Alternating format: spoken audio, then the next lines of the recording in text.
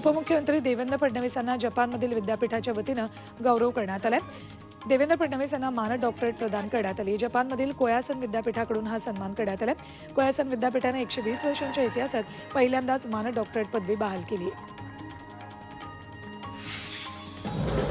सातारा जिल्ह्यातल्या फलटणमध्ये भाजप प्रदेशाध्यक्ष बावनकुळे यांनी घर चलो अभियानाअंतर्गत व्यापारी आणि सर्वसामान्यांशी संवाद साधलाय।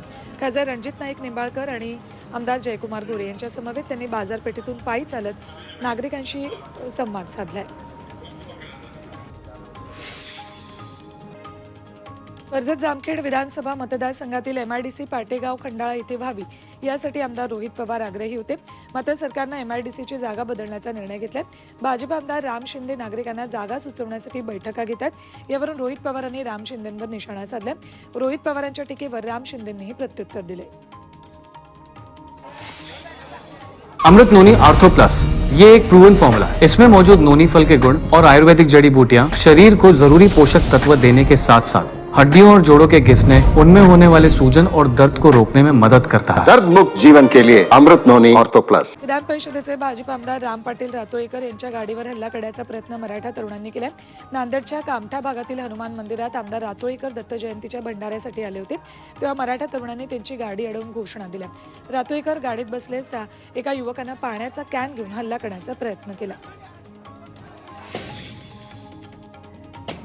जळगावच्या चाळीसगावमध्ये भाजप आमदार मंगेश चव्हाणांनी चक्क तोडफोड केली। एका कॅफेवर पोलिसांकडून छापेमारी करण्यात आली। या अनधिकृत कॅफेमध्ये तरुणांना अनैतिक कृत्य करण्यासाठी कॅफे मालकाकडून जागा देण्यात आली होती। याची माहिती मिळताच पोलिसांनी कॅफेवर छापा टाकला।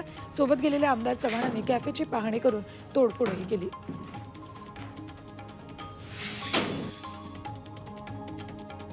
जेडीयूचे अध्यक्ष ललन सिंग यांनी आपल्या पदाचा राजीनामा दिलाय। मुख्यमंत्री नितीश कुमारांकडे ललन सिंग यांनी राजीनामा दिलाय। मात्र नितीश यांनी अद्याप हा राजीनामा स्वीकारलेला नाही। 29 डिसेंबरला दिल्लीत होणाऱ्या बैठकीमध्ये राजीनाम्याबाबतचा निर्णय होईल असं सांगितलं आहे।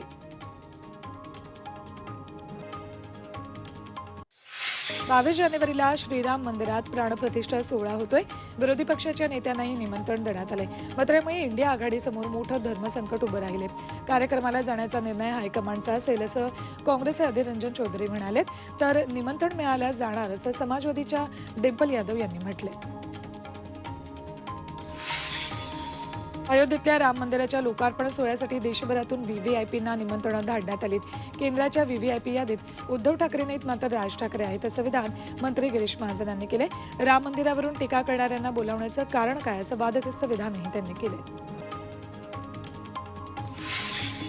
राम मंदिरावरून भाजप आणि ठाकरे गटात सामना रंगलाय। बाबरीचे घुमट कोसळताच पळून गेले अशी घणाघाती टीका संजय राऊतांनी केली, तर भाजपनेही जोरदार पलटवार केलाय। आम्ही 20 दिवस जेलमध्ये होतो तेव्हा संजय राऊत आणि उद्धव ठाकरे कुठे होते असा सवाल गिरीश महाजनांनी केला।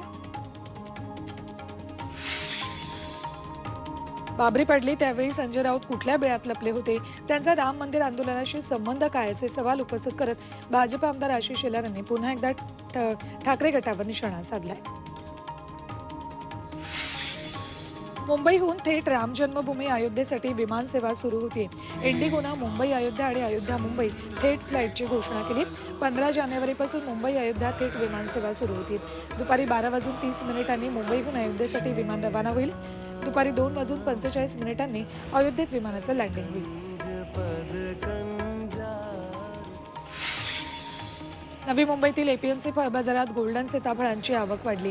बाजारात 4 ते 5 प्रकारचे सीताफळं उपलब्ध आहेत। सीताफळांना प्रति किलो 30 ते 60 रुपये भाव मिळतोय। या गोल्डन सीताफळांना ग्राहकांची चांगली पसंती मिळते।